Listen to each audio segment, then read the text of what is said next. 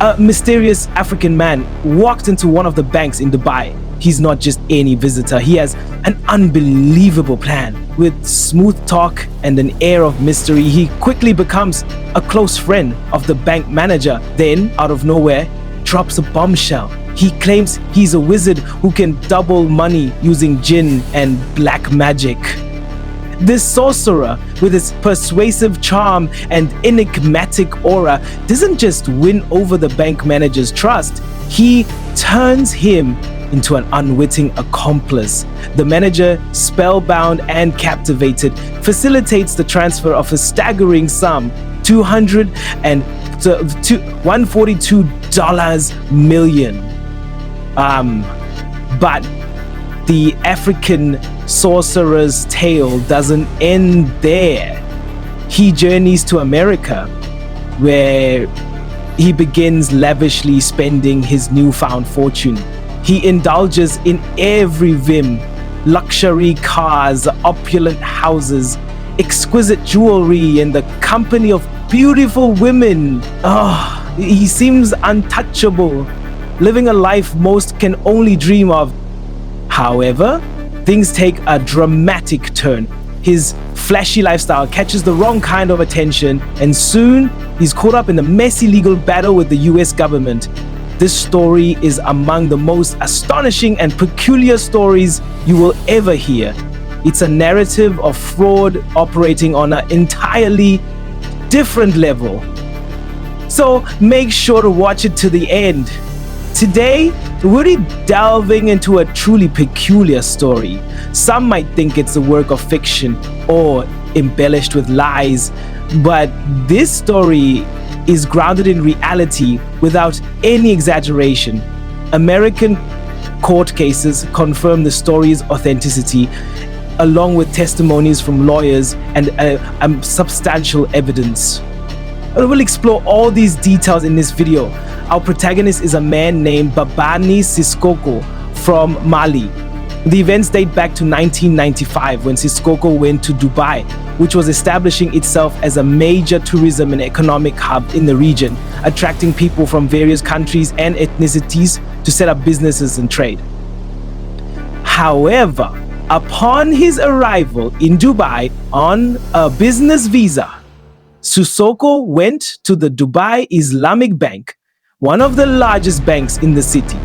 He went straight to the main branch and insisted on meeting the bank manager, Mohammed Ayub. The employees were surprised. It's not usual for someone to walk in and demand to see the bank manager immediately, but despite this, Sissoko persisted until he got a meeting with Ayub. When Ayub inquired about the purpose of his visit, Sissoko hindered Sissoko's reason to grant him a car loan, like having a job or a state of income, which Ayub also didn't have, especially as a recent arrival in Dubai. However, he somehow convinced Ayub to grant him a car loan without any collateral. Afterward, Sissoko thanked Ayub and invited him to his apartment for dinner. Initially, Ayub was hesitant, but Sissoko insisted. To persuade Ayub to visit his apartment and accept the dinner invitation, Sissoko tantalized him with a promise of showing him something extraordinary and unique from his culture, a marvel he had never seen before, assuring Ayub he wouldn't regret it. Ayub's curiosity was piqued, especially in the 1990s, when tales of magic and jinn were more mystical than today, and people were more fascinated by and believed in them. Eventually, Ayub agreed to the invitation. And in the evening, Ayub arrived at Sissoko's apartment. Sissoko welcomed him, and after some initial conversation and hospitality, Sissoko led Ayub to a dark, smoke-filled room resembling something from another world, filled with various objects. There, Sissoko revealed that he was a time of easy money, meaning if Ayub brought any amount, Sissoko claimed he could return twice the sum. Ayub, listening intently and observing the room, seemed to be drawn in by this strange and curious world. To make a test, Ayub called a relative to bring 1,000,000 dirhams. or approximately $25,000. When the money arrived, the bank manager handed it to Sissoko, and they both entered the dark room, which truly resembled a sorcerer's chamber. In the center of the room, Sissoko sat down with the money in front of him, while the bank manager stood and watched. Suddenly, music began to play throughout the apartment. Sissoko threw a substance into the sensors, causing the smoke and incense to increase significantly. He started chanting in strange tones, swaying his body from side to side. Then, unexpectedly, the electricity in the apartment went off, plunging everything into darkness. Moments later, a loud noise came from an adjacent room, and a door burst open. A man ran out, screaming about a jinn that had appeared and attacked him. The bank manager was bewildered and didn't know what to do. Sissoko laughed and told them not to worry, explaining that such occurrences were normal, but the jinn might be uncomfortable with his presence as a stranger. He advised Ayub to leave the apartment for a while until the money doubling process was complete.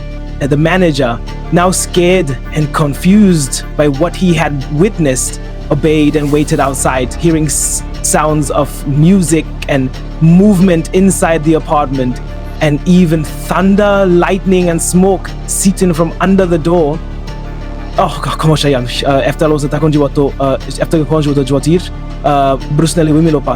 The door opened. Nahalo like came in. Sissoko sexata do sami makundi watu sikojo toto goto istati koto hen kuching tzaga nani. Disakot sinka bansol soko. Sak kondo totsel tanga si washi takari. Benki na macheshatsete no benki. Take runhembe. And moju uspegu to grat. And the Namajat Jimoda. Spencer inquired about the director's interest in the matter. The director revealed that Sissoko was arranging for exquisite meals to be flown in from Paris every night, creating a rather enjoyable situation for them. From the moment Thomas Spencer encountered the peculiar situation with the prison director in Geneva, he realized he was dealing with a unique and bizarre character. Soon after, Sissoko was extradited to the United States to face charges related to the bribery case, specifically like in Miami, Florida, where the bribery incident occurred. Spencer's first move was to request a bail hearing, aiming to secure Sissoko's release until the trial. However, the US government and the prosecutor strongly opposed any bail, fearing Sissoko might flee due to the ongoing investigations into his activities, which they suspected involved more than just the bribery case. And despite these concerns, Sissoko rallied significant support for his bail hearing. Possessing a fortune like Sissoko, regardless of how it was acquired, enabled him to forge powerful connections with influential people. He leveraged these relationships to garner support at the bail hearing. His lawyer presented numerous diplomats and high-profile individuals from various embassies and positions who testified on his behalf. The judge even noted in the court record that he had never seen so many diplomats in a courtroom before. These testimonies portrayed Sissoko as a respected and prominent figure, bolstering his lawyer's argument that Sissoko was a man of stature in the community and unlikely to flee. Furthermore, his legal team assured the court that Sissoko was prepared to pay substantial bail to guarantee his presence at the trial. The judge, feeling immense pressure, especially from the prosecutor and government, who were apparently unprecedentedly against granting Sissoko bail, decided to set an extraordinarily high bail amount, unprecedented in Florida. The bail was set at $20 million, an amount the judge believed to be prohibitive, assuming Sissoko wouldn't be able to pay it. However, after consulting with his defense team and understanding the situation, Sissoko surprised the court by agreeing to pay the bail. The bail was paid, and Sissoko was released. One of the first things he did after his release was to gift his lawyer in the defense team 7 cars. The lawyer and his assistants were astounded. It was the first time a client had given them such extravagant gifts, especially considering that Sissoko's trial was still pending. All they had achieved so far was to get him released on bail. And until his trial date, Sissoko was required to remain in Miami. But that wasn't a problem for him. During this period, he embarked on an unrestrained spending spree. His associates described how he would enter a jewelry store and make purchases worth $500,000 in a single visit. Car dealership employees also reported that he was buying 2 to 4 cars every week. Moreover, he married several women, possibly more than 10, just in Miami. He rented over 20 apartments, each for a different wife. Meanwhile, the Dubai Islamic Bank's manager continued to transfer money to him. Sissoko had credit cards from the bank with no spending limits, and any debts accumulated on these cards were cancelled by the bank manager Ayub as if they never existed. The question of why the bank manager continued to do this remains a mystery. Was he truly under a spell, threatened, or scared? It's an intriguing puzzle. Wow!